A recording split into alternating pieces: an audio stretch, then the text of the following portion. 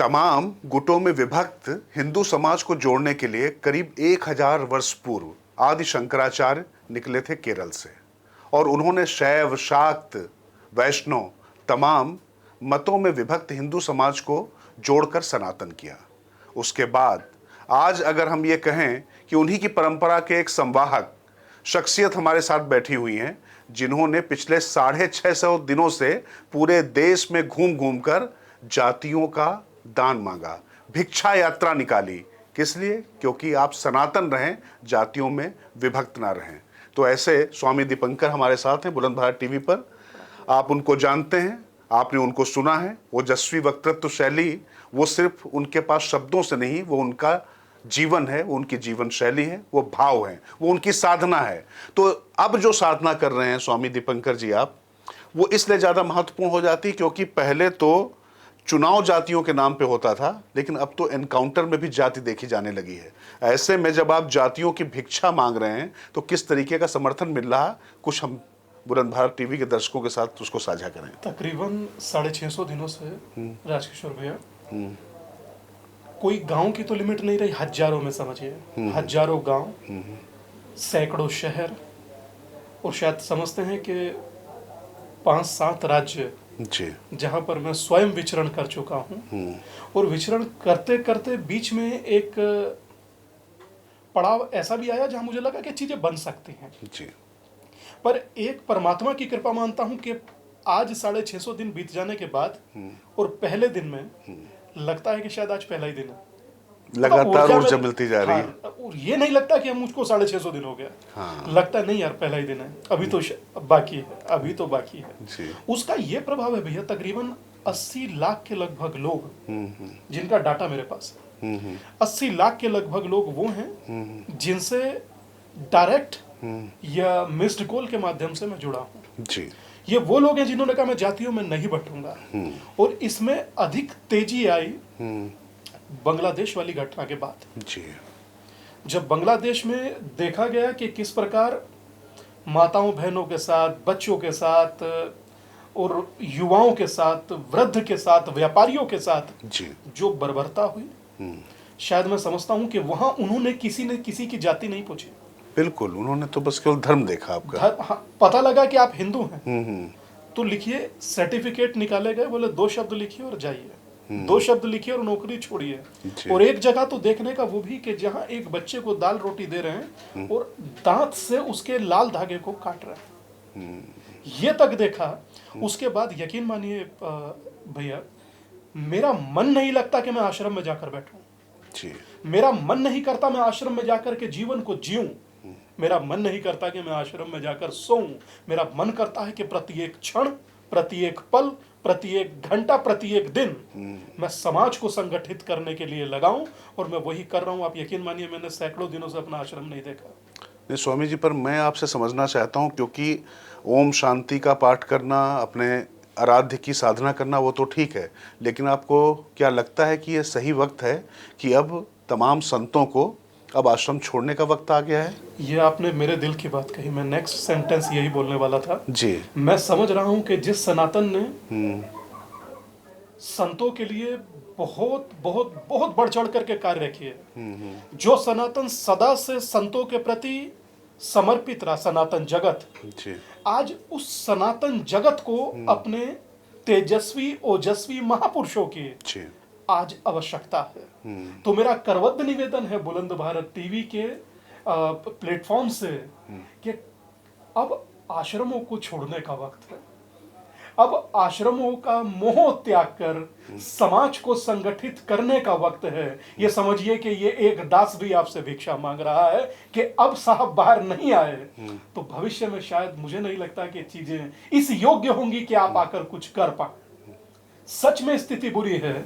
मेरे मन में कभी कभी आता है कि मैं इसी समाज का दिया खाता हूँ, इसी समाज का दिया पहनता हूँ, इसी समाज का दिया फोन रखता हूँ और इसी समाज का दिया कार में चलता हूँ। मेरा कर्तव्य है कि मैं इसी समाज के लिए कुछ करूँ जी। कि फल खाए इस वृक्ष के और किए हैं गंदे पात। अब तुम क्यों जलते पक्षियों जब पंख तुम्हारे पास, तो पलटकर पक्षी ने कहा कि फल खाए इस वृक्ष के, किए हैं गंदे पात, अब फर्ज यही बनता है कि मैं जलूं इसी के साथ। तो मेरा कर्तव्य और मेरी निष्ठा कहती है मैं अपने समाज के प्रति संगठित रहूं, और जातियों में विभक्त समाज मात्र सनातन है मुस्लिम्स भी, मगर उन्हें कोई सिया सुन्नी बरेलवी देवबंदी नहीं कहता जी, उन्हें मुस्लिम ही कहते हैं। हमें कहेंगे यादव जाट ठाकुर गुजर ब्राह्मण बनिया, हमें बांटते हैं। तो मैं चाहता हूं बटिए नहीं, आपका बटना आपके लिए नुकसान है, आपका बटना आपके लिए कटने जैसा है, मगर अगर आप संगठित हैं तो आप समझिए कि आपसे ताकतवर कोई नहीं। और वो सभ्यताएं विलीन हो गई जो विभक्त हुई। इनका सभ्यता माया सभ्यता एक नहीं अनेक हैं जी। मैं एक नोट आपके पास भी होगा, मेरे पास भी है जी। इस नोट को जेब में लेने से पहले या रखने से पहले पूछता कोई नहीं कि ये किस जाति के व्यक्ति के पास था। बिल्कुल। आर्थिक तौर पर कोई जाति नहीं मानता। फल पर आप कभी फल के ठेले पर जाएं, आप जाते होंगे तो आप कभी भी देखेंगे जो खुले फल रखे होते हैं ना भैया, उनका कोई वैल्यू नहीं होता। बिल्कुल। वो कहता है कि 100 रुपए का फल है, तू 10 रुपया दे और ले जा। जी। मगर जो संगठित हुए हैं, जो 1 दर्जन 2 उनका वैल्यू है। बिल्कुल। तो न बटे हुए फल का न बटे हुए समाज का वैल्यू कभी नहीं होता।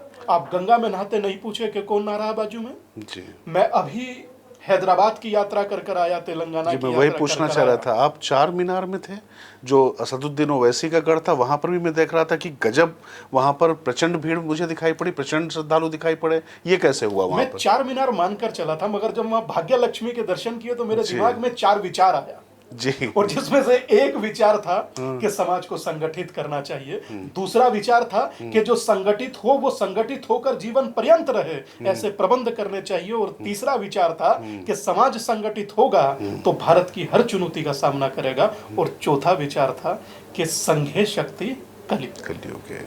तो 4 मीनार उनके लिए, 4 विचार मेरे लिए, और भाग्य लक्ष्मी तो हैदराबाद के भाग्य की देवी है, उनसे मैंने यही मांगा। वहां पर बहुत सारे लोग थे, वो बहुत सारी प्रार्थना और अपनी मन्नत मांग रहे थे। मैंने यही कहा, भगवती इस समाज को संगठित कर दो, बस मुझे और कुछ नहीं चाहिए। तो आप यकीन मानिए भगवान से लेकर इंसान तक मांग एक ही भिक्षा रहा हूं कि सनातन संगठित हो जाए। जी। आपका ये एक वीडियो बड़ा वायरल हो रहा है स्वामी जी, वो हमने देखा वृंदावन में। वो क्या घटना थी? आप अचानक जाते जाते किसी दुकान के पास के क्या हुआ, थोड़ा बताएं हमारे दर्शकों को। कुछ नहीं, हम जा रहे थे भैया, और रास्ते में एक हलवाई की दुकान थी, उनका नाम अनिल था जाने। तो पूछा हमने, कहा अनिल भाई आप सामान बेचते हो या भोजन कराते हो, किसी को सामने वाले की जाति पूछते हो? और जो सामने खड़े थे, हमने पूछा कभी आपने अनिल भाई की जाति पूछी कि आप बांट रहे हैं या खिला रहे हैं, आपकी क्या जाति है? तो उसने कहा ना तो खिलाने वाला पूछ रहा है ना खाने वाला पूछ रहा है। तो हमने पूछे पूछ कौन रहा? बोले नेता। अच्छा। तो ये उन्होंने शब्द कहा। फिर वहीं गली में भिक्षा यात्रा हुई, आप सोचिए। पर राजकिशोर भैया, इस बात से एक स्टेप आगे जाते हुए बताता हूँ, घर घर, गांव गांव, गली गली, शहर शहर, नुक्कड़ चौराया तिराया, कुछ नहीं छोड़ा। और यकीन मानिए अपने जीवन के अंतिम क्षण तक छोड़ूंगा भी नहीं, जब तक समाज को संगठित होता ना देखूं। देखिए, आपने भागीरथी शपथ ली और भागीरथी प्रयत्न भी लगातार हो रहे हैं। आपने जो एक बड़ी बात कही है कि अब संतों के लिए आश्रम में बैठने का वक्त नहीं है। नहीं, अब नहीं है, अब नहीं है। बांग्लादेश देखने के बाद जिन लोगों को केरला फाइल, कश्मीर फाइल झूठ लग रहा था, वो बांग्लादेश लाइव ना चल रहा है, सो देख लीजिए जी। और बांग्लादेश की स्थिति देखने के बाद भी अगर आप अपनों के लिए बाहर नहीं निकलेंगे तो तय आप कीजिए कि आप कब निकलेंगे। अभी लोनी में भी एक बड़ी सभा हुई थी शायद, हिंदू महापंचायत हुई थी। वो क्या था उसमें? चूंकि हमने सुना आपको, उसके बाद क्या तय हुआ, क्या चीजें हुई? तय यही हुआ भैया कि ये बर्दाश्त नहीं होगा, सरकार इस पर सख्त एक्शन ले। तो मैंने देखा कि माननीय मुख्यमंत्री जी ने इस पर रिएक्ट भी किया और एक्शन भी लिया। आप सोचिए ना भैया कि मैं शब्द बोलते हुए ग्लानि महसूस कर रहा हूँ कि जूस में मूत्र मिला दे रहे हैं, फिर शामली में सुनने में आया जूस में थूक मिला दिया, फिर अभी देखने में आ रहा है रोटी में थूक रहे हैं। ना भैया, ये बर्दाश्त नहीं होगा। तो मेरी करबद्ध प्रार्थना तो सीधी सी है, मैं नहीं खा सकता भैया आपके हाथ का ना आपके साथ का।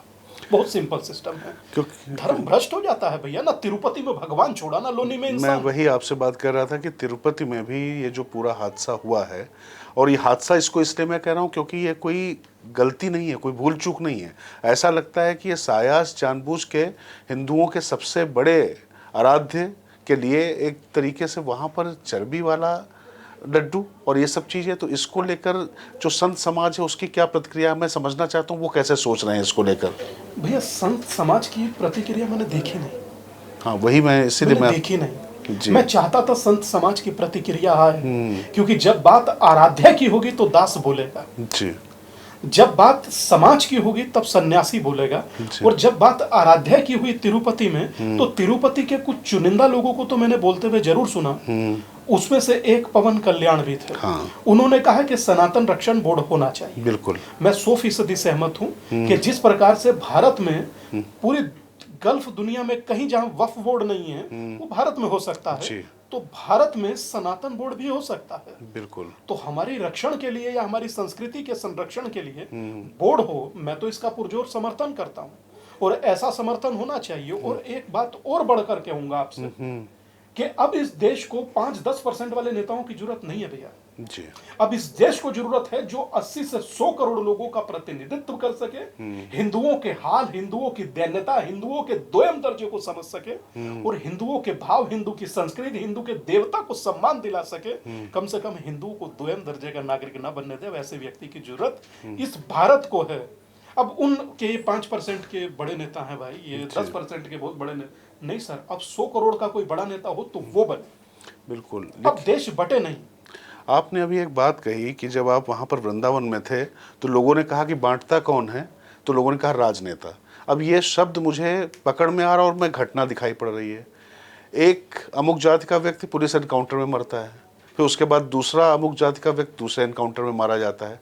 अब ये एनकाउंटर में भी जो सियासत हो रही है, चूंकि वैसे धर्म का विषय नहीं है, लेकिन चूंकि आप जाति तोड़ने की बात कर रहे हैं, जातियों में विभक्त समाज को जहाँ जोड़ने की बात कर रहे हैं, वहाँ जातियों की विद्रूपता इस किस्म पे आ रही है कि सिर्फ चुनाव में वोट मांगने से लेकर अब जो है अपराधियों की जाति देखे जाने लगी है। इसको क्या कहेंगे स्वामी जी? भैया यहाँ सन्यासी को लोग नहीं छोड़ रहे, सन्यासी का भी जाति पूछ लेते हैं जी। और रही बात कानून, तो अपना काम कर रहा है। मुझे नहीं लगता कि कानून किसी जाति को देखता होगा। बिल्कुल। उसकी नज़र में जो अपराधी है वो अपराधी को अपराधी के दृष्टिकोण से ही देखता होगा। मगर मुझे दुख इस चीज़ का है कि 1931 में भारत के अंदर 2500 जातियाँ थी जी। 3000 कुछ जातियाँ, 2024 से जातियाँ 6000 कुछ है, तो 3000 बनाई किसने जो ज़्यादा बन गई। अब बन गई सो बन गई। अब कह रहे हैं कि जातिगत जनगणना कराकर इसको डबल कर देंगे। अब जो 6000 बनी है इनका क्या कल्याण किया कि 12 कर उनका मंगल करेंगे। बिल्कुल। पहला। अच्छा, फिर दूसरा समझ में आता है, आपने पिछड़ा, अति पिछड़ा, महापिछड़ा हमें तो कर दिया, क्रिश्चियन में कर दिखाइए जी, मुस्लिम में करिए ना, पिछड़ा, अति पिछड़ा, महापिछड़ा। मात्र एक पंचिंग बैग इस भारत में अब हिंदू बचा है। आप सोचिए कि यहाँ इतनी बड़ी घटना घट जाती है, सियासतदान ये सोचकर रिएक्ट करने की बात करते हैं कि मैं कहूंगा कि मेरा वोट बैंक तो नाराज नहीं हो जाएगा। बिल्कुल।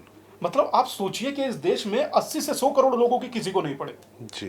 लेकिन वही जो बात आप कह रहे हैं, क्योंकि हम भी जानते हैं सिया भी होता है, सुन्नी भी होता है, इसी तरीके से अगर आप जाइए तो वहाँ कैथोलिक है, प्रोटेस्टेंट है, चर्च ऑफ बिलीवर्स है, इतनी ज़्यादा मान्यताएं अलग अलग हैं, लेकिन वहाँ पर एक तरीके से बात होती है पूरी एक यूनिटी की। लेकिन ये जो पूरा हो रहा है इसके लिए जिम्मेदार किसको मानते हैं? क्योंकि राजनीति जिम्मेदार है, लेकिन भारत जो है संस्कृति प्रधान देश है, यहाँ पर जो प्राण जो बसते हैं वो एक तरीके से देखा जाए संत यहाँ पर मार्गदर्शन करते रहे। तो ये स्थितियाँ कहाँ तक कैसे पहुंची स्वामी जी? मैं समझता हूँ भैया, देखिए पॉलिटिकल व्यक्ति अपने हित को देखते हुए कुछ भी बोलता है, शायद हमें नहीं लगता कि वो बहुत बोलते हुए सोचते होंगे। या तो बोलने से पहले सोचने वाले या तो इस देश में पत्रकार हैं, या फिर दूसरा साहित्य के जो नॉलेज रखने वाले लोग हैं, या कुछ बुद्धिजीवी, कुछ ऐसे विद्वान लोग, या कुछ सन्यासी जो सोचकर बोलते हैं, क्योंकि उन्हें पता उनके बोलने के अर्थ के अनर्थ भी हो सकते हैं। एक ही व्यक्ति स्वतंत्र है जो कुछ भी बोले और सब जायज, वो पॉलिटिकल व्यक्ति है। तो मेरा मानना यह है उन्हें भी बहुत सोचना चाहिए, क्योंकि समाज उनका भी है, परिवार उनका भी है। अगर विभक्त ही हुए तो नतीजे आपको भी भोगने होंगे। बिल्कुल। अगर बटे तो नतीजे आपको भी भोगने होंगे, उन्हें भी भोगने पड़े जो बांग्लादेश में थे। उन लोगों ने एक बात कही भैया कि यहाँ कोई धन की कमी हम लोगों पर नहीं थी, और धन रक्षा और सुरक्षा की गारंटी नहीं है। बिल्कुल। हम लोग संगठित नहीं थे, कुछ परिणाम उसके भी हमें भोगने पड़े जी। ये बड़ा स्टेटमेंट है। ये बड़ा स्टेटमेंट है। तो मैं समझता हूँ संघेष शक्ति कलयुग है, और जब तक आप एक हो, आप सुनामी के जैसे वेग हो। और कई मंदिर अब हमने देखे हैं कि जिन पे लिखा है चारों वर्णों का हृदय से स्वागत है। कई मंदिरों पर जी चारों वर्णों का हृदय से स्वागत है। जब मंदिर में देवता हम लोगों में कोई डिस्क्रिमिनेशन नहीं करता, हम लोगों में ऊंच नीच नहीं करता, तो हमें भी ऊंच नीच नहीं करनी चाहिए। सामने वाला अपना है, सनातनी है, भाई है, उसको हृदय से गले से लगाओ, कौन छोटा कौन बड़ा। और दूसरा था डॉक्टर अंबेडकर की पुस्तक थी हु आर शूद्रास, जी। उसमें बहुत क्लियर लिखा है कि जो उस शब्द का जिक्र, शूद्र शब्द का जिक्र है, उसका किसी जाति से लेना देना नहीं। हाँ, ये स्वयं डॉक्टर अंबेडकर ने लिखा हुआ है, अंबेडकर ने जिनके नाम पे सबसे ज्यादा इस समय जातियों को लेकर एक नैरेटिव बनाया जाता है। भैया little knowledge is a very dangerous thing. या ट्रू। जो नहीं पढ़ पाते उनके लिए दिक्कत है। मुझे याद आता है, कहते थे कि death will kill you later but your ignorance will kill you much before it. आपको मौत से पहले नासमझी मारती है। जी। तो ये नासमझी है कि हम लोग जातियों में मर रहे हैं। ये नासमझी है कि हम शिकार होकर किसी तीसरे का आपस में भाई से भाई लड़ रहा है। जी। तो मैं समझता हूं कि धर्म वो सुई धागा है, सो सिल देता है, बांध देता है, संयुक्त कर देता है। चलिए, एक तरफ तो धर्मनिरपेक्ष की बात हो रही है, आप एक धर्म प्रधानता की बात कर रहे हैं, तो अब ये धर्मनिरपेक्षता, धर्म प्रधानता पॉलिटिकल तरीके से तो इसको अलग तरीके से व्याख्या होती है, लेकिन आप कैसे करेंगे इसकी? मैं ये सब चीज नहीं मानता। ये जब संविधान का चर्चा हुआ तो यहाँ जिक्र जो था वो धर्मनिरपेक्ष नहीं था। जी। धर्मनिरपेक्ष तो डाला गया। हाँ, वो तो इमरजेंसी के दौरान, आपातकाल के दौरान जो इंदिरा जी के समय में ये धर्मनिरपेक्ष डाला, पंथ निरपेक्ष था। जी। तो आप डाल दीजिए, उससे अब क्या चलता है। पर हाँ, इतना जरूर धर्मनिरपेक्ष होकर जी पाएगा मनुष्य जिसने प्रतिदिन घर में पितृ पूजा करनी है। पितृपक्ष भी चल रहा है, जी। पितृ पूजा करनी है, वो कैसे धर्मनिरपेक्ष बता रहे हैं आप उसको? अच्छा, फिर आप कर भी लीजिए, अपनी सबकी साधना पूजा पाठ पद्धति सबकी न्यारी है, मगर देवता सभी का एक था। जी। दुख इस बात का है कि इन्होंने पद्धतियां तो बांटी, इन्होंने देवता भी बांट दिए। अपने देवता मनुष्य ने नए चुन लिए। पर मुझे लगता है कि अगर आज नहीं जागे, आज सचेत नहीं हो भैया, भविष्य में वक्त नहीं मिलेगा। तो स्वामी जी, पहले तो 650 दिन की आपकी यात्रा अनवरत, हमने कब आपसे बात की थी उसके बाद से चलती चली जा रही है निरंतर। और मैंने देखा कि न सिर्फ उत्तर प्रदेश बल्कि दक्षिण भारत, और आप लगातार अब कहाँ विस्तार हो रहा है इस यात्रा के, अब कहाँ पर जाएगा? दिल्ली में है भैया, दिल्ली रहेगा और गाजियाबाद रहेगा, नोएडा रहेगा, और अभी ये यात्रा इधर की तरफ ही रहेगी। उसके बाद ये यात्रा मध्य प्रदेश की तरफ जी बढ़ेगी आगे। तो बुलंद भारत टीवी के दर्शकों के सामने जो भिक्षा की जो शपथ है आपकी, वो आप उनको दिलवा दीजिए। उसके बाद बस इतना सा जरूर कहूँगा कि आप इस एक कैमरे के माध्यम से करोड़ों लोग देख सकते हैं, और जब भी आप देखें और सुने तो इस बात को हमेशा याद रखिएगा कि एक होकर रहना और जातियों में ना बढ़ना, इस सबसे बड़ा मूल मंत्र है। आप समझिए कि आप जब यहाँ से चाहते हैं विदेश की धरती पर आपको लोग एक देखते हैं कि आप भारत से आए, जब आप तब एक हो सकते हैं तो आप अब भी एक हो सकते हैं। और आप जहाँ रहे सनातनी होकर, क्योंकि सनातनी से बड़ा कोई गर्व नहीं है भैया। तुलसी गवाड़ अमेरिका की राष्ट्रपति पद की उम्मीदवार थी, उन्होंने कहा हम प्राउड हिंदू। ऋषि सुनक है, अक्षरधाम पर खड़े होकर कहते हैं हम प्राउड हिंदू। और स्वामी विवेकानंद ने उस समय पर कहा था कि मुझे हिंदू होने पर गर्व है। और भारत रत्न स्वर्गीय प्रधानमंत्री अटल जी कहते रहे कि हिंदू तन मन हिंदू जीवन, रग रग हिंदू मेरा परिचय। तो मैं समझता हूँ कि जिसमें तमाम नदियां आकर गिरे हैं वो सिंधु हैं हम, और हमें गर्व है खुद पर हिंदू। चलिए, मुझे लगता है कि इसके बाद मैं क्लोजिंग करने में असमर्थ हूँ। इन शब्दों के बाद मेरे पास शब्द नहीं है। बस कुल मिला के इतना ही कह सकते हैं कि देखते रहिए बुलंद भारत टीवी, और जो स्वामी दीपंकर ने कहा है उस पर गहनता से आप विचार करिए और सोचिए कि आखिर अगर आप सनातनी हैं तो सनातनी होना सिर्फ एक धर्म नहीं है बल्कि एक जीवन संस्कृति है, और वो क्यों जरूरी है वो एक बार आप पूरा उनको सुन चुके हैं, बार बार सुनिए और इसको जीने की कोशिश करिए। नमस्कार, बहुत बहुत धन्यवाद। प्रणाम।